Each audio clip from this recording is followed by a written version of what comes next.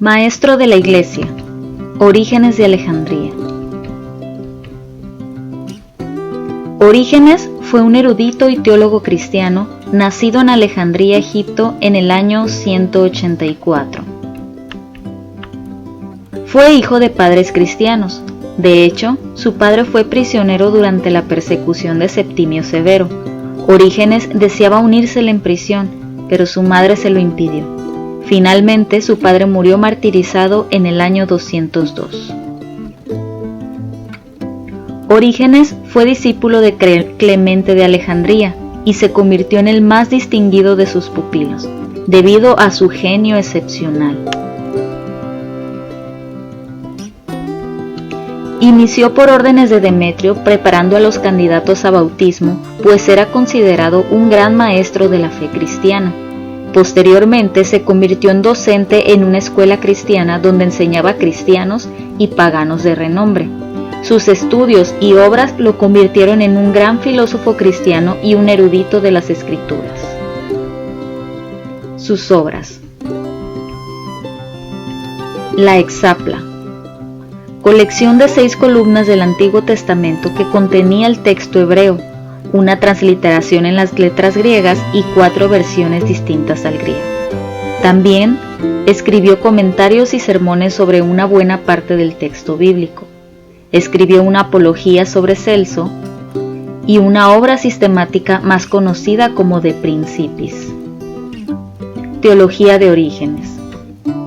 Orígenes sigue un espíritu muy parecido al de su maestro Clemente en su intento de relacionar la fe cristiana con la filosofía, pero con un interés fijo en no negar ninguna de las doctrinas fundamentales del cristianismo.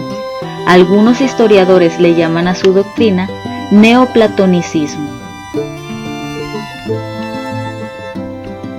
Dentro de las doctrinas que Orígenes pretende no se nieguen se encuentran las siguientes: nada que difiera de la tradición de los apóstoles y de la Iglesia ha de aceptarse como verdadero.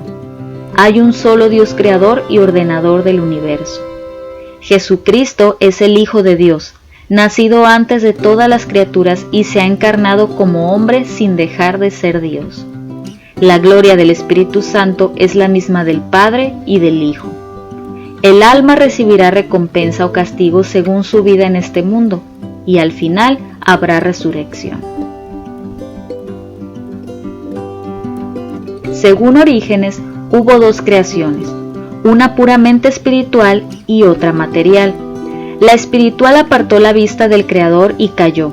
La segunda, por tanto, es refugio de la primera hecha del polvo de la tierra, varones y hembras. El trabajo de Jesucristo fue librarnos del poder del diablo para que podamos volver al estado inicial, al espiritual, donde tenemos nuevamente libertad de caer, entrando un ciclo de caída-restauración que durará para siempre. El mundo material es producto del pecado. Orígenes escribió contra Celso, un filósofo pagano que escribió contra el cristianismo en su tratado La Palabra Verdadera.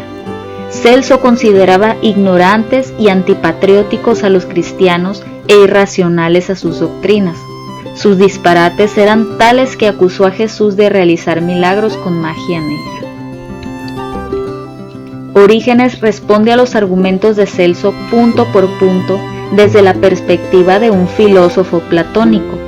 Responde a las críticas con respecto al papel de la fe en el cristianismo, la identidad de Jesucristo, la interpretación alegórica de la Biblia y la relación entre el cristianismo y la religión griega tradicional.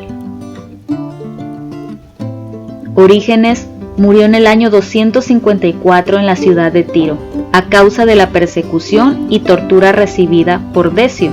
En ese entonces contaba con 70 años de edad.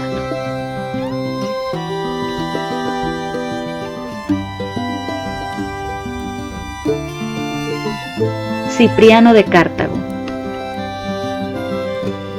Cipriano de Cartago nació en el año 200 en el norte de África, probablemente en Cartago. Su nombre original era Tasius. Pertenecía a una familia pagana provincial de origen rico y distinguido. Su teólogo favorito era Tertuliano. a quien llamaba el Maestro, y de quien se inspiró para la creación de su trabajo como escritor y filósofo.